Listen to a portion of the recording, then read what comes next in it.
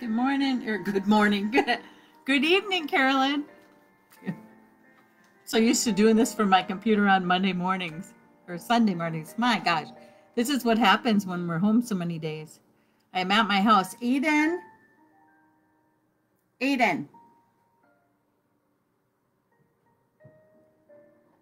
I tried to do this outside and it was way too windy. So we're doing it from my corner of my living room tonight. So hello, Gerbolds. So.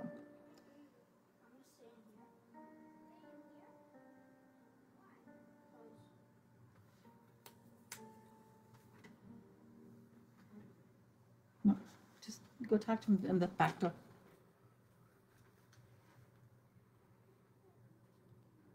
No, I tried to do it outside. I was going to even just do it behind my garage, so I had a little bit of coverage, but the wind was just unbelievable, so I didn't dare. I figured out you wouldn't hear a word I said. So I thought I'd come back in and do it in my living room.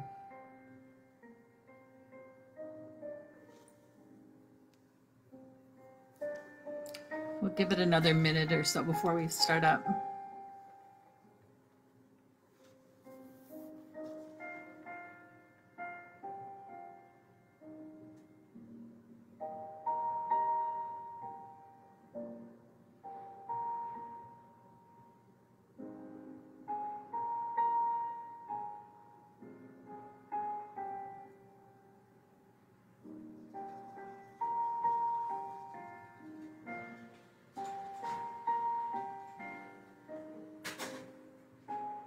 So I'm not ready to put my air conditioning on, so I have my doors and my windows open. So if you hear noise and sirens, it's the kids are on the block and police cars or whatever going on in town here.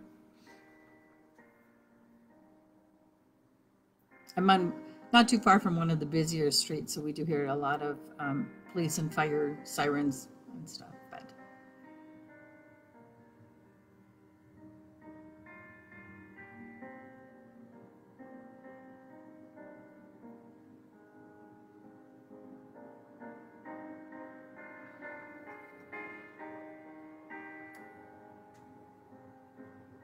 All right, I think we'll get started.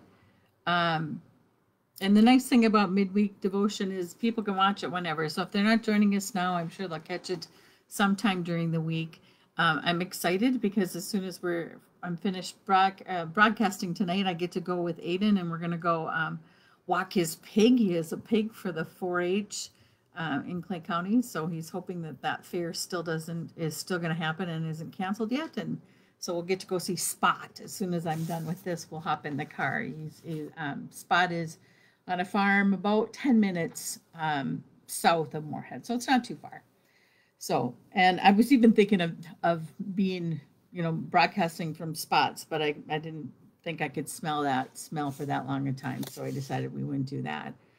All right, this past week, I have found myself immersed in working with graduation. My job, of course, at the community college is one of the registrars in Moorhead. So I'm in charge of graduating all the students from the M State College. So I'm in the middle of reviewing almost 800 students' academic records to see if they have everything they need to get their degree awarded. I also am spending this week meeting with the high school graduates of Kirkabo and of Nora. So that has also been very fun. And finally, I myself will be participating in the virtual commencement ceremony at the end of May as I finish my seminary journey. I just found out last week that I'm actually, hopefully, if we can get the paperwork in by 5 o'clock tomorrow, hopefully I will be graduating in May instead of August. So that's an exciting thing. And then we'll be working on my first call and all of that kind of stuff. So special thank you to the members of the internship committee at Kirkabo and Nora, because they're getting essentially one day to get the paperwork done that we thought we had till August done. So I thank them for that. So it's time of excitement for all of us, a time for question and wonder for all of us as we figure out what the future holds. And it's also a time of worry for all of those students who have gone through this really weird end of their senior year. And for all the rest of us too, that as we continue to navigate this changing world and all that's going on with this pandemic these days. So all of this brought me to choose the following story for our time together tonight. It's called Follow Your Dreams, and it's written by a man named Jack Canfield. The story goes like this. I have a friend named Monty Roberts who owns a horse ranch in San Ysidro. He has let me use this house to put on fundraising events to raise money for youth at risk programs. The last time I was there, he introduced me by saying, I want to tell you why I let Jack use my house. It all goes back to a story about a young man who was the son of an itinerant horse trainer who would go from stable to stable, racetrack to racetrack, farm to farm, and ranch to ranch, training horses. As a result, the boy's high school career was continually interrupted.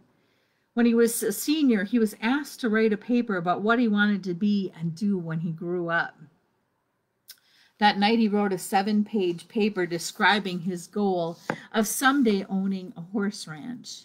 He wrote about his dream in great detail, and he even drew a diagram of a 200-acre ranch showing the location of all of the buildings, the stables, and the track. And then he drew a detailed floor plan of a 4,000 square foot house that would sit on a 200-acre dream ranch.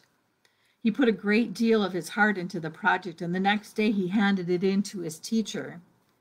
And 2 days later, he received his paper back, and on the front page was a large red F with a note that read, "See me after class." The boy with the dream went to see the teacher after class and asked, "Why did I receive an F?" And the teacher said, "This is an unrealistic dream for a young boy like you. You have no money. You come from an itinerant family. You have no resources. Owning a horse ranch requires a lot of money. You have to buy the land. You have to pay for the original breeding stock, and later you have to pay large stud fees to breed them. There's no way you could ever do it." And then the teacher added, "If you will rewrite this paper with a more realistic goal, I will reconsider your grade."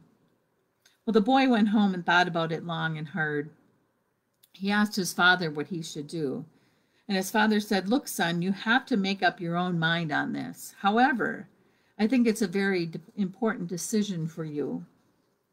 So finally, after sitting with it for a week, the boy turned in the exact same paper, making no changes at all. And he stated, "You can keep the F, and I'll keep my dream." Monty then turned to the assembled group and said, "I tell you this story because you're sitting in my 4,000 square foot house in the middle of my 200-acre horse ranch. I still have that school paper framed over the fireplace," he added. "The best part of the story is that 2 summers ago, that same school teacher brought 30 kids to camp out on my ranch for a week.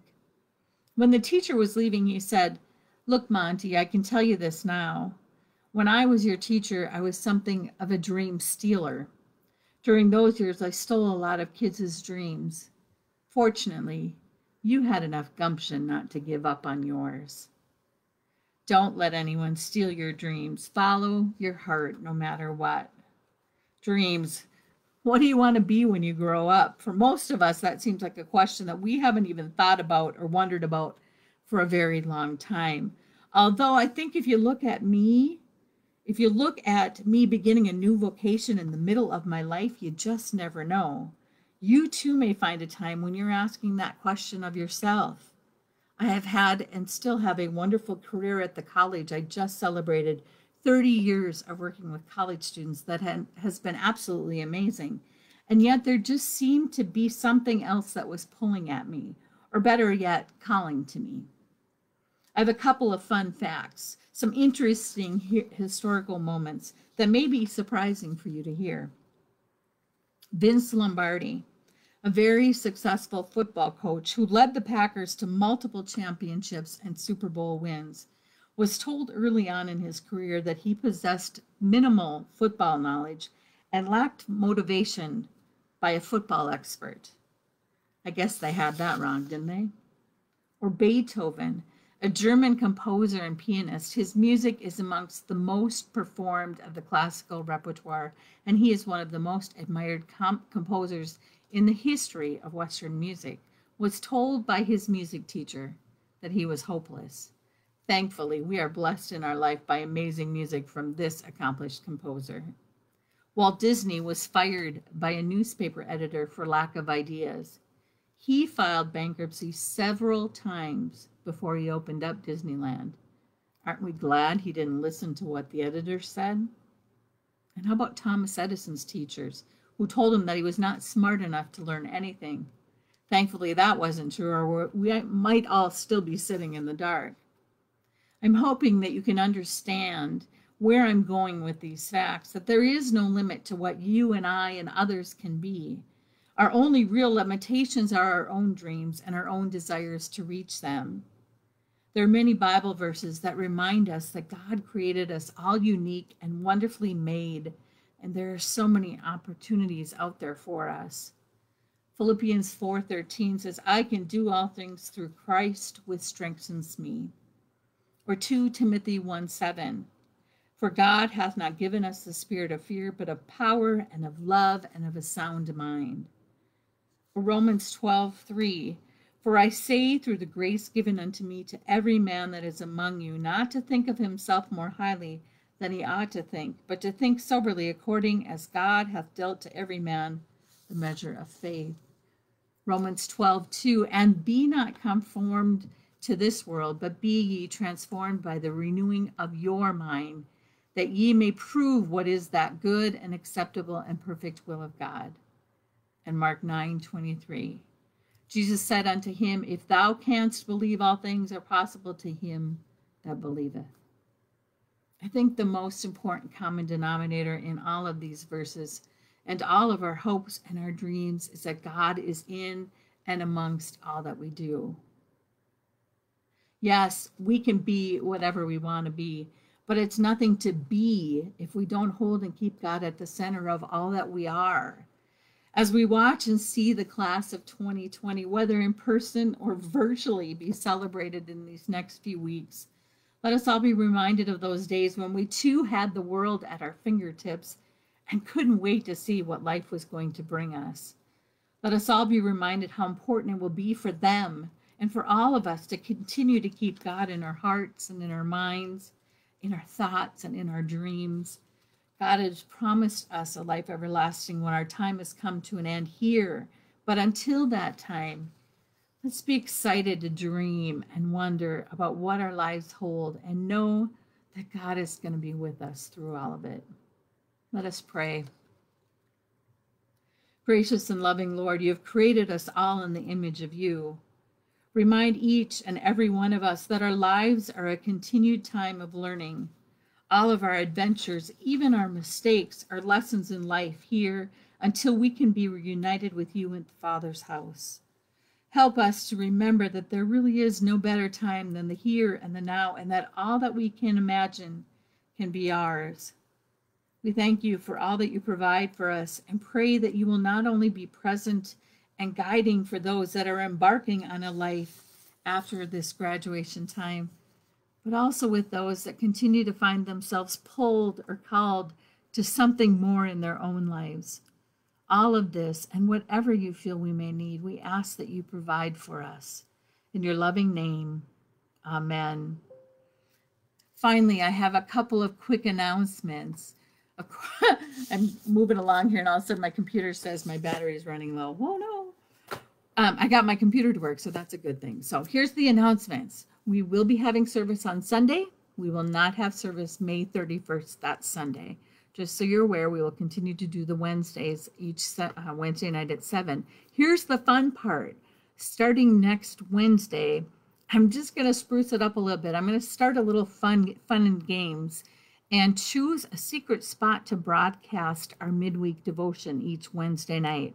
The fun is that you're going to be encouraged to guess where I am at. Keep track of it, and we'll be calling for your answers, or you can send them in every week, or you can send them in at the end of the month. We'll have you email them in to the Pearly Parish website, or you can send them to me at my email, mjenson, MJENSON 001 at luthersem.edu. But it's going to be just a fun way for you to kind of keep track. It'll be a little game. For every time you enter an answer in, we'll throw your name in a hat, and at the end of June or July, we haven't decided how long we'll go. It'll be how many times I can find fun places to hide myself. But we will draw a name out and do some kind of fun little gift for whoever's name we pull out. And just so you know, we are also going to be sending a picture of those locations out to those of our congregation who are not able to watch us online.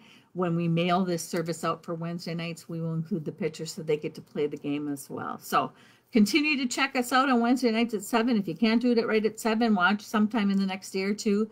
Write down where I'm at if you know where that is, or even take a good guess. Email it in as often as you want to do. And then, like I said, we'll play a little game, and sometime during the summer, we'll do a drawing and see how many can guess where I'm at and that kind of stuff. All right. Have a wonderful rest of your week. I will be back online on Sunday. I'm going to be doing it from home. And then, like I said, we'll be off the 31st. It is Memorial Weekend. Go out and enjoy the sun and the beautiful weather. It looks like it's going to be nice.